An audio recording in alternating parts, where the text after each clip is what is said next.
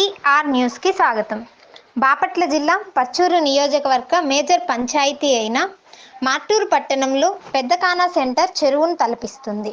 పంచాయతీ అధికారులు కానీ, national highway సిబ్బంది కానీ పెద్దకానా సెంటర్లో వర్షపు నీరు ఎటు పోవడానికి వీలు లేకుండా ఉన్నప్పటికీ పంచాయతీ అధికారులు, నేషనల్ హైవే సిబ్బంది దాన్ని పట్టించుకోకపోవడంతో మార్టూరు గ్రామ ప్రజలు ఇబ్బందికి గురవుతున్నారు.